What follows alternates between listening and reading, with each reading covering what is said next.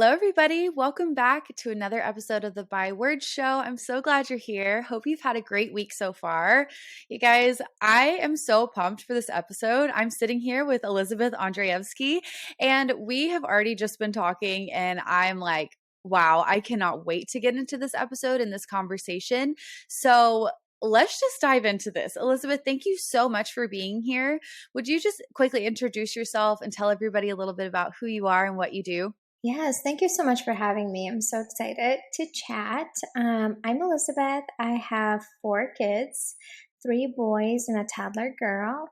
Our house is full of energy and lots of noise and lots of fart jokes. I've been married for 14 years to my husband, and we live in North Florida. And I am a stress coach for Christian moms. I have a podcast named Emotionally Healthy Legacy, and I help moms who are struggling with anger outbursts and feeling so much guilt and shame, and moms who are super stressed out and overwhelmed and overreacting, and it's just coming out in negative ways towards their families. And so that is who I support and who I help. I got on this journey because I struggled with parenting myself. With my third son, I ended up going to counseling because I just felt like I couldn't control him. I felt like all the tactics I used with my older two were just not working with him. He would just get into everything. He would not listen to me. He would just be so busy. I felt like all day long I was like on high alert, keeping him alive, making sure he wouldn't hurt himself. And I just thought something was wrong with my kid. And so because I was all day long, I felt so triggered, so frustrated, so easily angered that he was not listening. That was the thing. He was not listening to me. And he was, I'd say like 2.5 at that time. And so, but I had 2 other kids. So I thought like I could, compared to them, he seemed like he was a little bit more wild in a sense.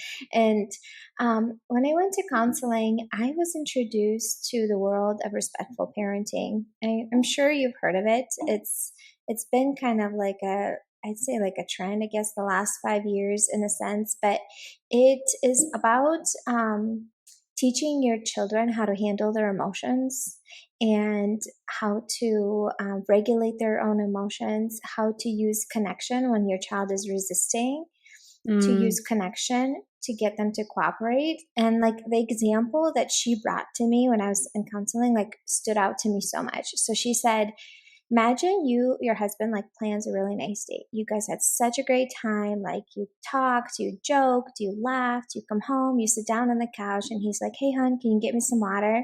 Like you're going to be like, yeah, sure. Like I'll get up and get you some water.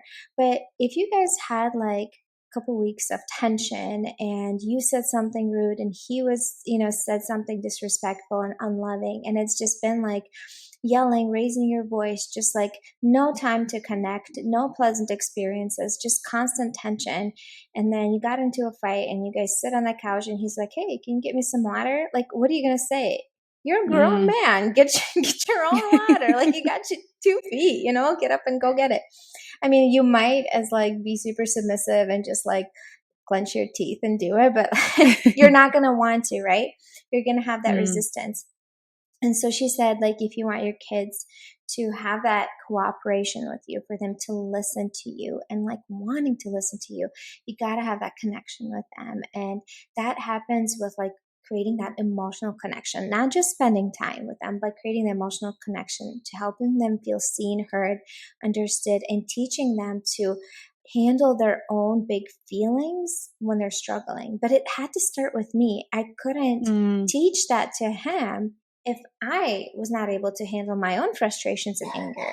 I'm expecting a 2-year-old to maturely handle a limit when I say, no, you can't have candy before dinner, and not melt down, right? Like for some reason I expected that. Yet when I'm frustrated and not getting my own way, I would get all triggered and angry. So the work had to start with me, and I had to do the work. That was uncomfortable, right? And I ended up really struggling making those changes. I felt like I was learning all these tools in counseling, and then I would go home, and in the heat of the moment, I get triggered and I go back to my old ways of doing things, feeling triggered, frustrated, angry, threatening, wanting to spank. And I did not want to do that anymore. But I felt like I couldn't snap out of this old way of doing things. And there's definitely a period of time of like it's an adjustment, but it just felt Right. so hard. And I'm like, how do people make it sound so easy? Like, I just don't get it. And around like a couple months after I started counseling, I ended up buying a course from an influencer called Unburdened, Ali Kasaza, and it was about scheduling kind of like your days to support you, like creating rhythms and routines and habits. So then you kind of have days that you feel good during the day and not just like reactive to your life. Yeah. And that really resonated with me. And I started to implement the things that I learned. And the biggest change that I started to make was I got up in the mornings before my kids. And I started to use that time to connect with God and spend with Him and practice some practices like journaling and just sitting in silence to calm my nervous system. And I Yeah. noticed a huge difference in my tolerance levels during the day, how much I was able to handle when my kids were not listening, when they weren't cooperating, when they had a meltdown. I wasn't as triggered because I was internally in a better place. And I was doing that Mm. consistently and proactively. Now my kids were sleeping through the night at that stage. So I just want to, point that out. I didn't have a newborn at that time. I've had another baby since then. And so, we can chat a little bit, how do you do that when you have a little one? But that is like how I got on this journey. And then I'm like, I figured this thing out. I have to tell other moms about it. And that's when everything was born: Emotional Healthy Legacy podcast and the resources that I put out for moms. That's incredible. I just feel like this is such a needed conversation to be had because there's a lot of conversations going on about mom guilt or how hard the toddler stage is or, these kinds of things, but there's not as much. I mean, well, I guess there is more now, or maybe it's just I've been immersed in this world lately because I'm very much in the same boat. I've got a 3-year-old son who is on 24/7. And there are some days, especially because I'm currently pregnant, where I'm like, I have nothing else to give. I can't do a single thing. I quit for the day. It's just overwhelming. But the fact that you mentioned you had the awareness, I mean, going to counseling as well, I'm sure was just so helpful and insightful to process all that because it really does have to start with you. And like you mentioned, getting up early before your kids, I've noticed the same thing in my own life. Like if I have time to just get my mind, get my heart in the right place, connect with God before I'm rushing into a stressful morning, it makes a world of difference because I catch myself all the time reacting.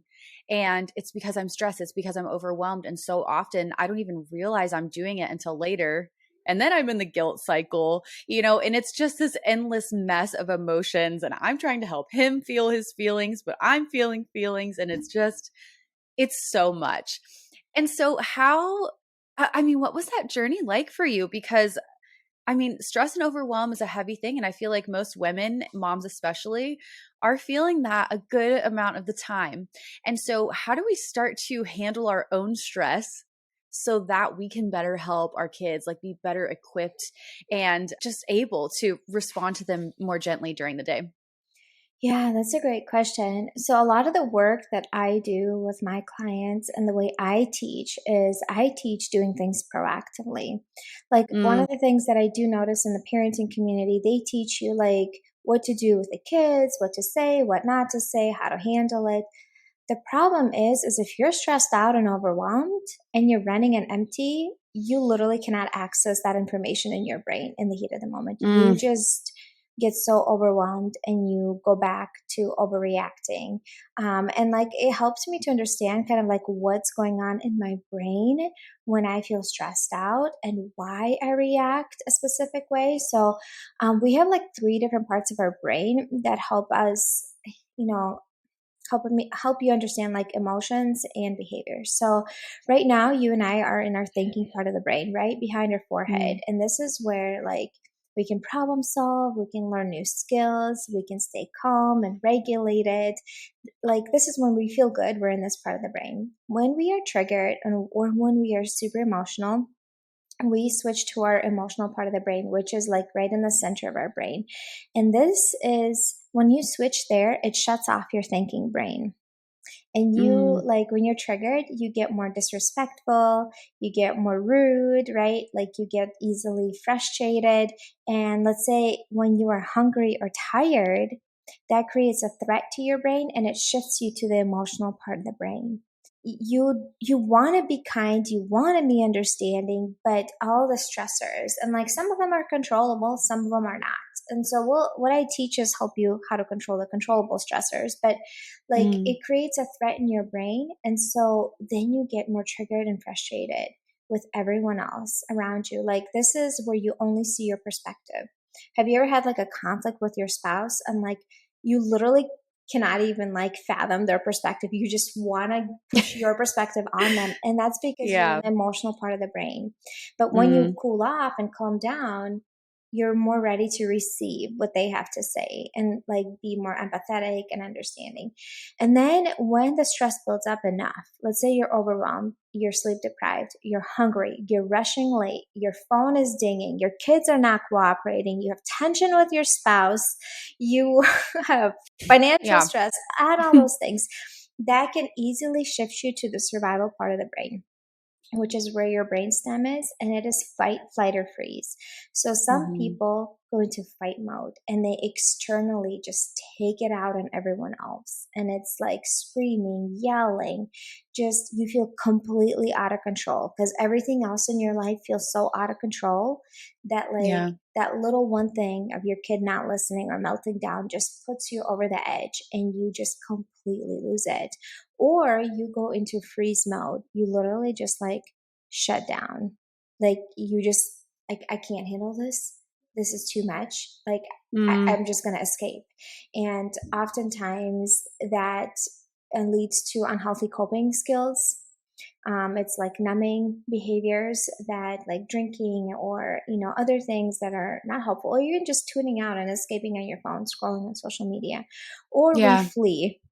How many times do like people are like, you know what? I'm so done with this. I'm not even dealing with it. You just like walk away, and some of it is like Yeah. based on like our family of origin. Some of it is just our part of our personality, but helping, what helped me to understand, like, I'm not necessarily overreacting because I want to. I'm overreacting because I'm struggling for one reason or another. And so Yeah. the tools and the things that I teach is like, how can we set you up proactively, support you on a regular basis so you don't get to that level of 10 out of 10, that you Mm. stay like at a 3, 4. Yeah, you'll get frustrated, you'll get angry, but you don't like tip over the edge. And so, Yeah. like, it helped me understand that, let's say in the mornings when we wake up, our stress level is at its highest. So, let's say you're an 8 out of 10. 10 is when you lose your marbles, you lose your cool, you freak out, you yell or shut down or escape. And so, when you wake up, you're an 8. So, if you just jump into your day with your kids screaming, with tension with your spouse, with running late, and like, you can quickly get to a 10. But if you get up in Mm. the mornings before your kids and you literally just spend some time in silence, connect with God, you can either read the Bible or pray or journal or just literally have your coffee in silence and just sit there and be and have a little bit of time to calm your nervous system and just get ready for the day without the chaos of just going, going, going. You get Right. down to like a 2, maybe a 1. And then when your kids wake up and they're like acting out, they're not cooperating or whatever, you have a lot more tolerance versus Right. just being at an 8. And so a lot of the tools that I teach, they're proactively. So we do things like asking for help, So you're not so overwhelmed. You ask your spouse for help. As your kids get older, you delegate things to your kids. You ask your kids for Yeah. help. How can I make things easier? Can I do grocery pickup instead of going to the store with all of my kids? Like, is there anything? Yes. Can I ask grandma to pick them up from school since she lives in that area so I can get 2 days off, in the week that I don't have to rush. So like asking for help, saying no and setting boundaries, right? Sometimes parents feel like their kids have to be in all these sports and activities. That's part of your stress.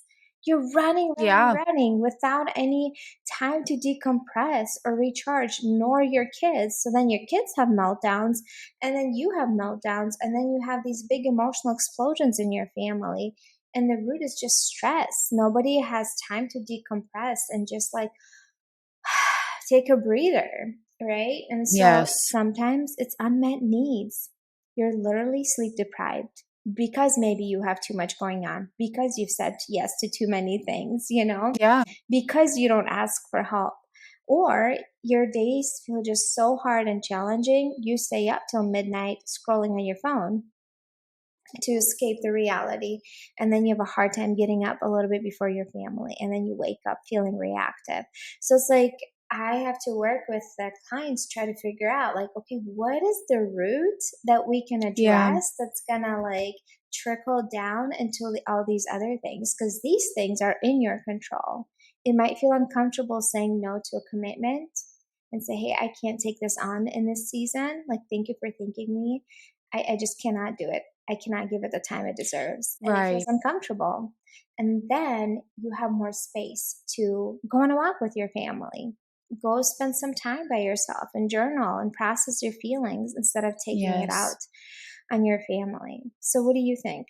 Oh, that's so good. And by the way, sorry guys if you heard Jude. The boys just got home and he like came in here and was like, "Hi, mom." So sorry about that.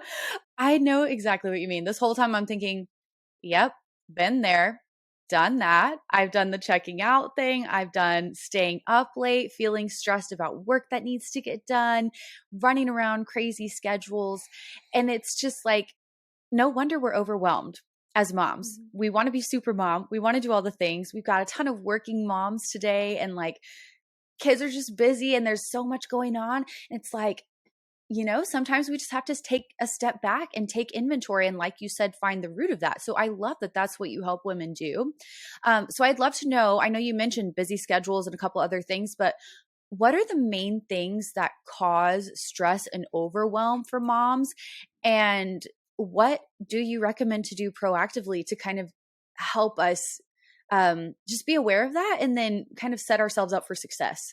Yeah, yeah. So I think the biggest thing is literally doing too much. Mm, Just literally makes doing too sense. much, like overcommitting to too many activities, to events, things like overscheduling yourself. Like, part of it is not asking for help. You're doing too much. You don't have boundaries. You're doing too much. Feeling guilty, not wanting to feeling, having a hard time feeling uncomfortable when you say no because someone else is Right. unhappy, right? And so you're literally doing too much and running yourself into the ground. And then you show up towards your family as somebody who is exhausted, overwhelmed, overreactive. You are yelling and screaming, and then you feel so much shame and guilt. And the enemy's like, oh, look at you. Like, you're the worst mom in the world. You're failing at this. You're Yeah. not meant to be a mom. And you're just struggling. Right. And we need to kind of take like a bird's eye view of your life. It's like, hey, what is going on here? And so, like, for me, the biggest thing is like, I have my clients write down, it's like, what are all the things you're committed to? Mm, And what are some things that you can let go of? Because you are overcommitted. And like, I'll give you an example, even like today. So I have this thing that I've done with all of my kids.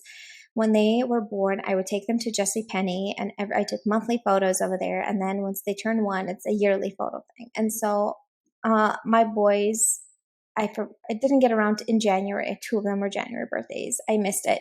And then my son that just turned 6 and my daughter's turning 2 in a month. And I'm like, okay, I'm just going to get them all done at once, right? I'll just take them all. And I was scheduled it to do it today.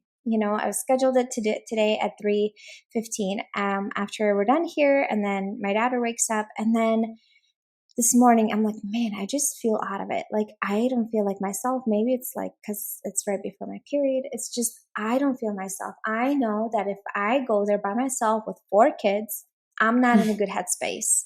Like, I will be agitated and frustrated with Yeah. them because they're just being kids, right? Like, I'm going to be Right. annoyed. It's not going to be a good experience. So this is something that I could easily reschedule. Like, it's so easily. Like, next week, my kids are home all week. They're home from school. So all I did was just Yeah. go into my email, press the reschedule button. So like, and I could have forced myself to go. Why? I don't know why. But like, and stress myself out and like have my kids see a mom who's agitated and frustrated, or just like try to suppress it so much because other people are around, and come home and just take it out on my family. Or I can make it Right. easier for myself. So like, one of the mindset shifts is like, okay, what can I let go of proactively? You do this, you journal through it, you talk about it with a friend or with a coach. You're like, what can I let go of? What can I Yeah. surrender and release? What can I delegate to other people? Like, if your kids are old enough, like, heck, have them do chores. That's how my kids get screen time. They have to do chores. They do their laundry, they mow the lawn, they take out the trash, they unload and load the dishwasher. Like, they do chores, they sweep the floor. Like, you're part of this family, and that makes it easier for me. Less things for me to do. I'm less stressed out, right? And Mm. so doing things proactively starts with like meeting your basic needs, is eating and sleeping. Do you have to let go of some things on your schedule so you have time to do that, so Yeah. then you're more regulated. And then, asking for help, having some time for yourself on a regular basis as a Mm. proactive thing to feel restored and rejuvenated and refreshed. Okay. So for Yes. me personally, it's in the mornings. My daughter right now, she's almost 2. She sleeps through the night most nights. And so she has been since she was about like, 8 months old. So that's been super helpful for me. Mm. And so I would get up in the morning before my family and use that time to connect with God, and literally sometimes just sit and drink my coffee in silence and Mm. just nobody around me. And like, I will say a few things I'm grateful for. Like, I wake up in the morning, I'm like, God, I invite you to this day. Please be with me. Like, Holy Spirit, show me, guide me what I need to do, how I Mm. can show up as a better mom. Thank you for this home. Thank you for my healthy children. Thank you for my husband. Thank you for this master bedroom that we have, and like, thank you for the beautiful weather and the fenced yard that we have. Thank you for my health. Just saying things I'm grateful for as I'm like making coffee and getting ready for my day. And then I come into my office and I read the Bible for a little bit, and I pray and just like journal sometimes. And that really, really, truly helps me to keep my Mm. sanity throughout the day. Like, there's this saying, the 5 people you spend most time with, you become more like them. Well, guess what? You get to spend time with Jesus every morning. You can do that. Mm. And you can become Yeah. more like him. And so also it's really calming to your nervous system. That's like another thing, the benefit of doing it in the morning. It calms your stress levels, and you invite God into your day. It truly, truly helps you. Like, try it. Try it for 2 weeks and tell me what happens. So get up in the morning before your kids. And I tell you, changing habits is hard. I'm not a morning person. I actually like to sleep, period. I'm not a night person or a morning person. I love to sleep, but I have learned that it does not serve me well to get up at the last minute with my family. Sure, there are seasons when you have a newborn and stuff, but like, usually you're not in a newborn season all the time, right? You eventually Right. do Yeah. do get out of it. And so that's kind of like my biggest thing when it comes to proactively doing things. That's huge. Really, it is. Because if you know yourself enough to know that even if it's 5, 10, 30 minutes, an hour before your kids get up or some space in the day, like just whatever you need to do to reset and even like you said regulate your nervous system. I mean, it's as much as our spirit as it is for our physical body to be able to show up ready to be the best mom we can be to our kids. And it can be as simple as asking the Holy Spirit to just, okay, Lord, help me today. Help me to be the mom that I need to be to these kids. And what a huge difference that simple practice can make. So I love that.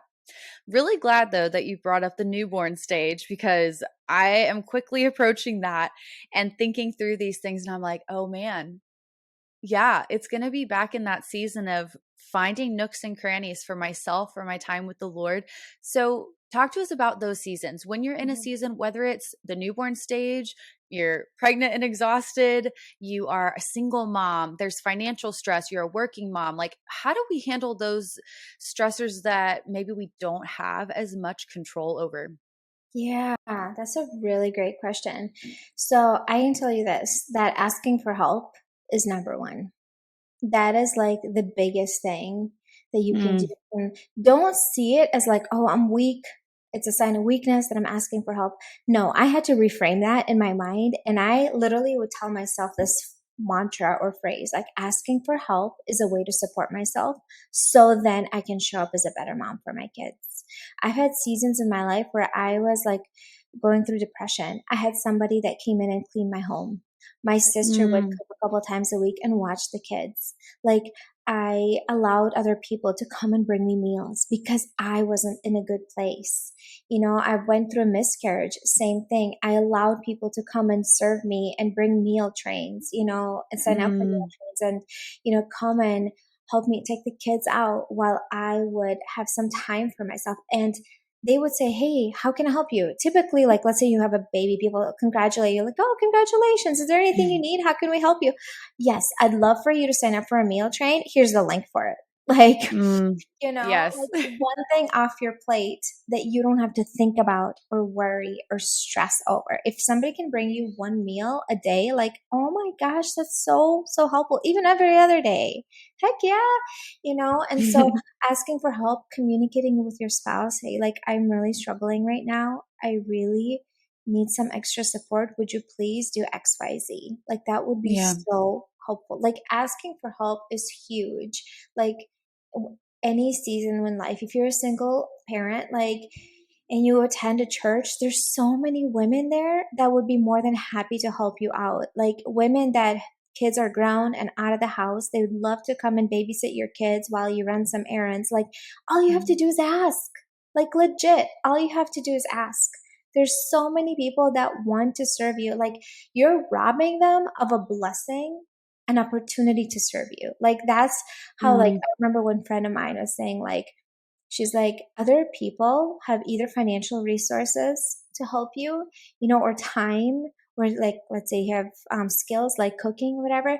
And if you don't ask them, or you say, oh, no, it's okay, you know, like you just feel uncomfortable, you're literally robbing those people of a blessing, an opportunity mm. to serve you and bless you and show you Christ. Like, allow them to do that and just accept it Yeah. and shift your mindset and be like, it's okay for me to receive help. This is for a season, and this is a way to support myself, to make things easier, less stressful, so then I can be a better mom for my kids, more patient, more calm, more understanding, compassionate, and have better relationships with them. Like, look at the trickle effect of that. So, making it, you know, asking for help and then simplifying things. Well, how can you make things easier? What are some expectations can you let go of? Like, you have a newborn. Mm. You're not going to have your house always clean all the time. Like, you're just not. Like, just let that go. Like, Right. it's okay. Let it go. You know, what helped me was like, when I was pregnant towards the end, you know, you're in that nesting stage, like decluttering as much as I could, get rid of stuff,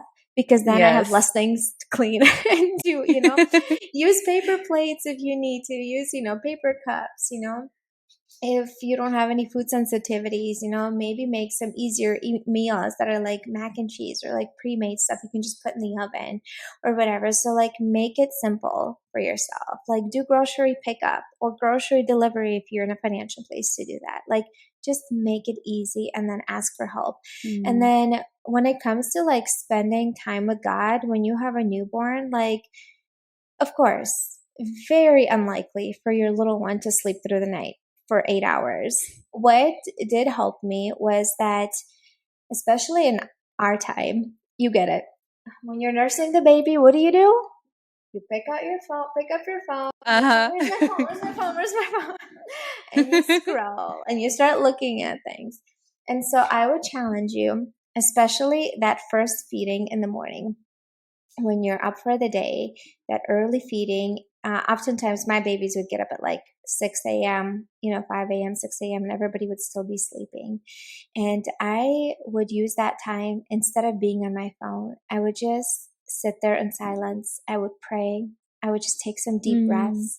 I would just, thank God for this beautiful, healthy baby. I would thank God for all the things that are going well in my life, for the support system that I had, right? For the church people that were bringing me meals, just gratitude, right? And Yeah. I would do deep breathing because that's calming for my nervous system. Sometimes I would listen to an audio Bible. There's this really great podcast called A Year in the Bible. So it's really Mm. good because it's like 10 minutes long per day. I don't even necessarily follow reading all the scriptures, but they do like a little summary of the several chapters that you were supposed to read. And so Mm. that is something that you can do, or like listen to a devotional or listen to an audio Bible or something like that as you're nursing the baby, that first feed in the morning. And so for me, that was like a way of having that morning routine without actually Mm. having that morning routine. So that is how I did it in the season of like having a newborn. Also, if you don't have quiet time in your family after lunchtime, you are missing out. I'm just saying. You're just missing out. So my youngest one still naps, and we like right now, when the boys are in school, she just naps when they come from school, and then it's like, everybody's home. But in the summertime and on the weekends, and even right now, so my daughter's napping, and then if I'm not recording anything, my boys have an hour of, they need to either they read for 20 minutes and then they can play quietly by themselves for another 40 minutes, and it's like either magnet tiles or legos, or they can draw, they can color, but it has to be separated by themselves. And then after that, in our family, because my little one naps usually for 2 hours, they will use some screens. Today they skipped the first part because I'm recording here and they are on their screens right now. This is how I'm able to do this right now. But like that allows me to have a window of time. If you didn't get around to spending time with God in the morning, you can do that then. You can use some of that Mm. time to play with your kids, like 10 minutes each, and like connect with them. You can, catch up on housework, but I typically like to, at this stage, I work during those hours, but you can also use that time to just like have a hobby or do something for yourself, especially if you stay home with your kids, and even on the Yeah. weekends, have quiet time. It's so needed for your kids to decompress and for you. That's so good.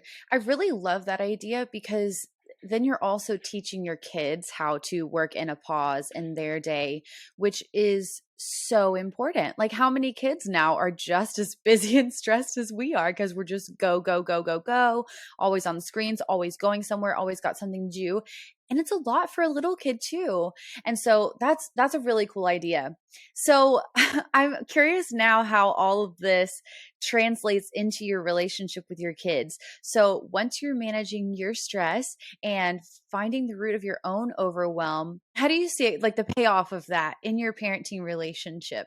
Yes. So that's kind of like the coolest thing because, like, that's where it trickles down. And so, the biggest things that I've noticed, and when I started taking care of myself proactively on a regular basis, and like taking care of me, not in a way that, oh, I'm better than you, I matter more than you, but like, I matter too. Like, I see that you want some help with your toys right now, and I'm eating a meal right now. When I'm done eating, then I can help you because I matter too. Mm. And so, in that type of way, not like I'm better than you, but I've noticed that, first of all, it's like I have a lot more tolerance throughout the day. Like, I can handle a lot more with chaos or overwhelm or stress that comes up during the day, or their meltdowns, or the kids not listening, because that's just happening when you have kids. Like, it's just going to happen. Yeah. Conflict between siblings.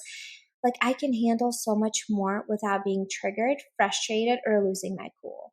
Like, that is one thing. And when you are not losing your cool, right? Like, you're more regulated, because when you lose your cool, you say things that you regret later, and that Yeah. damages and hurts your relationships. So that is like one thing. The other thing is, like, I'm able to have all these tools and skills that I implement and that I can model to my kids. So when I'm feeling frustrated and agitated with my kids, even today, by the way, like right before we were recording, I needed to get my kids to eat. So then they would be on the devices. So then they would not come to here and interrupt me and say they're hungry. And so I needed them to eat, and they weren't super cooperating. And, like, I just said, I feel really frustrated right now that you guys are not listening, because I need you to eat because XYZ. And what I did as like a self-regulation tool, I was deep breathing, and I was just pacing back and forth in the kitchen and just telling myself, it's going to be fine. I'm safe. It's going to be okay if I show up a few minutes late. Nothing bad is going to happen. Like, saying like helpful things that will help me calm down. Yeah. But I was modeling that to my kids instead of freaking out and screaming at them. Right. And so that Yep. transfers into having better relationship with your kids. Like, how many families do you know where they will say, my parent was verbally abusive, my parent was not in a good mental space, my parent was emotionally destructive, or unstable?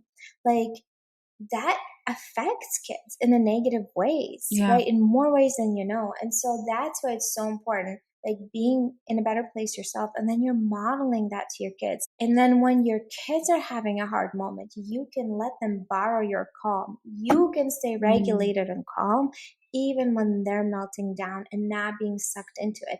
But I tell you, when I'm stressed out and overwhelmed and I'm running an empty, which still happens once in a while, not that often, but it still have my moments. I get pulled into their emotions way quicker, right? I Mm. feel so triggered by their emotions. I want them to just stop, versus seeing it like, I have a child who's just struggling and having a hard moment right now.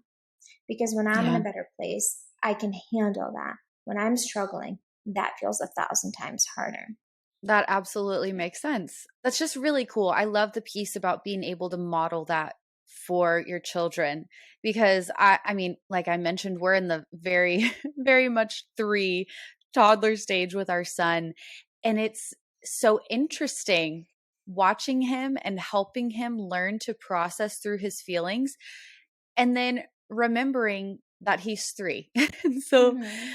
I can't just freak out and get frustrated. Like, I have to bring my understanding back to, like, this is new for him. He's overwhelmed. He doesn't know what to do. And so my ability to manage my own stress and process my own emotions in a healthy way has made such a huge difference, not only in my relationship with my son as his mom, but also for him, teaching and modeling how he can also have permission to feel, but not let it get over the, like overreacting and those kinds of outbursts, kind of responses. So that's really, really cool how the benefits are really just widespread. There's so many good Yes. things about And this. it's going to help your marriage, right? Oh, It's yeah, gonna, yeah. yes. How many times do we say hurtful things in our marriages when we're emotionally dysregulated or stressed out, and we just take it out on our spouse, right? And so if you Yes. see that your spouse is overreacting, I'm not talking about like abusive situations here, but if you see your spouse is overreacting, instead of being like, dude, calm down, stop freaking out, and say like, hey, I see that you're having a hard time. How can I help you right now? How can I support Mm, you? Like, let's say you're having a hard moment and your spouse comes in and says that. How much more helpful would that be than him saying, hey, go cool off? Like, what's wrong with you? Stop being mad. Like, that's not yes. helpful. What's helpful is Right. like, hey, I see you're struggling. Like, what's going on? Is there anything I can do to help you right now? And be like, yes, I feel so overwhelmed. Could you do XYZ? Like, that would feel so helpful for me right now. Right? Deep breath. You feel so much better. So, like, it helps your marriages, it helps your communication with your kids and your relationships. And the biggest thing is, it really like models to your kids and helps them later on in life. not just like as they were getting kids, but when they become adults, when they have marriages and kids of their own, like for them to carry that legacy and that emotional stability into their homes, those healthy habits that they saw you form. They saw you get up in the morning and spend time with Jesus. They saw you Mm, saying, hey, I feel really angry right now. I'm going to go take a break right now so I don't say something hurtful that will hurt my relationship. I'll be back in 5 minutes. They saw you doing this. They will do that later on. And then you come back and say, hey, I feel really angry about XYZ. Let's figure out what's going on. They see the communication, they see the emotional regulation, they see how conflicts are resolved in a healthy way. Like all of this is passed on for generations. And so like yes. this is not just like for you. This is like generational work. And it starts with you. You know, it starts recognizing like, what am I doing that's not working, that's not serving me? What are some changes I need to make? How can I set myself up for success? And then learning these tools that you can teach your family and generations to come.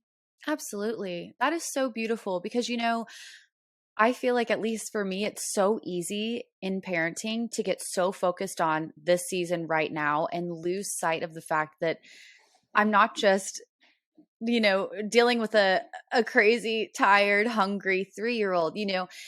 I'm training a child to be a successful, healthy, whole adult human being who then will be Mm-hmm. capable of loving other people well. And so it's so cool that you talk about legacy with this and how it really is a generational thing. You're not just parenting a child, like you're raising an adult that's going to have relationships of their own and will need to know how to do this. So I absolutely love that perspective. Like it just gives you so much, like a greater sense of the purpose in the challenging seasons. It's like, this is what it's for. It's not just like, let's survive this day and get through this meltdown. It's like, we really are molding and help steward this little person to become everything that God has called them to be. So that is so special about what you do. However, I would love to know, because you mentioned this, every now and then we still have hard days. And especially for someone who this may be a very new concept for, what do you do? Like, let's say it's just a bad day. You're overwhelmed. You didn't get in your time with the Lord. It's just a crazy, stressful, overwhelming day. And maybe you have had a moment of just emotional outburst. You're feeling angry and reactive. How do you come back from that? And how do you deal with the guilt that comes with that sometimes too?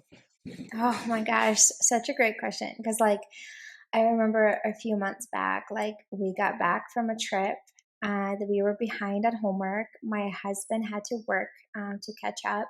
He had to work in the evenings. I was feeling sick. I had a stomach bug. I had all four kids with me. The house was a disaster. We didn't have food in our, like pantry wasn't stacked up or the fridge wasn't stacked up. So it was just like mac and cheese and stuff. And I was just having a headache. I wasn't feeling well. Like, take all that. Like, of course you're gonna lose your cool. Like, who would Oh, not? yeah. Like, of course, right? Like, Yeah. and that's not my norm, but like it just happened. And it's like, oh yeah, and I was on my period too. So like add that all that like in. It was just Perfect like, storm. yes, perfect storm. And I did lose my cool, my kids, and I did scream and I did yell. And that day it's just like, I just got to make it till the end of the day. I just got to make it. I just got to put the kids to bed. I just got to make it. And I remember like putting the kids to bed. Sometimes you just have to just make it through the day. Like, how can I make it through the next 15 minutes? Like, what is the next right thing? And sometimes you Mm, will still mess up. When you're struggling so much like that, you oftentimes will mess up. And I have this phrase that I teach, but I also use it to myself when I mess up. It's like, I'm a good mom who had a hard day. mm. I'm a good mom who had a hard day. I did my best, and that was enough. I did do my best in that moment. That's all I could do. Like, I was really struggling and I didn't have the support that I needed, right? Because my husband was gone and I was sick and all these things. He had to work. I did my best. That was enough. I'm a good mom. I just had a really, really hard day. And just seeing myself from a lens of compassion. And literally, if you need to write down that phrase 200 times, Just put it on repeat in your mind and just say it out loud in front of the mirror, whatever you need to do. Like, I'm a good mom, but a hard day. I did my Yeah. best, and that was enough. Jesus, please forgive me for saying, doing these things to my kids. The next day, you can go and apologize to your kids and say, hey, I was really having a hard day yesterday, and I Yeah. said these things. They were really hurtful. That was not okay. I am so sorry I did that. And sometimes you're just going to have days like that. But if you do things proactively, the way that I've taught you in this podcast, you will have very, very few days like that. They will still Mm. happen, but they will be really, really rare. Maybe once a month, maybe a couple times a month, but maybe not even that, just because you're constantly filling your cup. You're constantly lowering that stress level down proactively. You're not waiting until you're freaking out to do that. You're constantly doing it. So then you create that as your norm, that peace and calm in your home. You have that peaceful presence, like coming from you in your home on a regular basis. I mean, I have my hard days too. Like the week before my cycle is always my hard week. I have a few days that are just like, Oh oh my yeah. goodness, everybody's existence is annoying me. The fact that you're here and you need me and you're breathing next to me Yes. is pissing me off. And so I have days like that, in a month, but usually it's just a few days. And then the rest of the month, I'm doing pretty good because I do things proactively, and that is what I'm here to help you and teach you, because there are stresses in your life that will just happen. You get in a car accident, your parent dies, Right. all these things that will just happen. But if you have all the other extra stressors that are in your control that you're still trying to manage, then that's when it becomes too much. But if you're regulating the stressors that you can control, you're letting go of things, you're asking for help, you're shifting your mindset, right? You Yeah. are taking care of yourself, even with the basics, literally basics, you'll be Yes. able to handle those stressors much easier because you're constantly processing that stress out of your body and not suppressing it.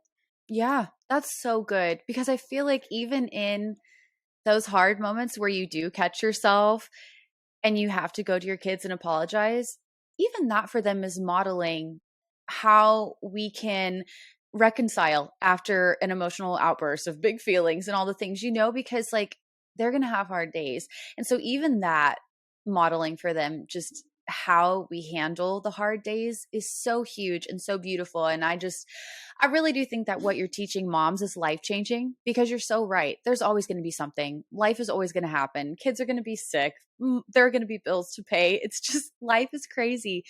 But it's amazing to think what if we took a step back, took inventory of our lives? What could we let go of? What could we say no to, even if it's just for a season, for the sake of our mental health, spiritual health, emotional, whole being health? It's so worth it to eliminate that stress so that we can show up better for ourselves, for the Lord, for our families.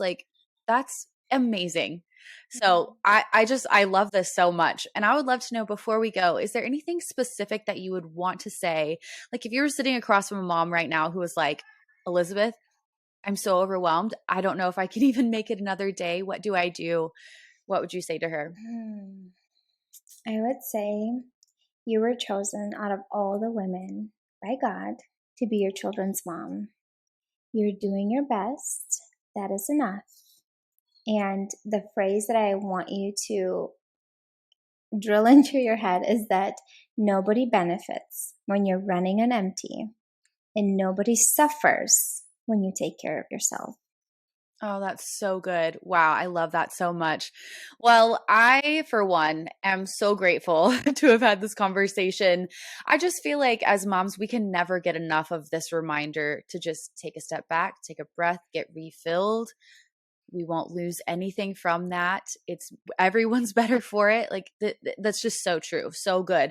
So, will you please tell everybody where they can find you and connect with you, continue this conversation, and learn more about working with you?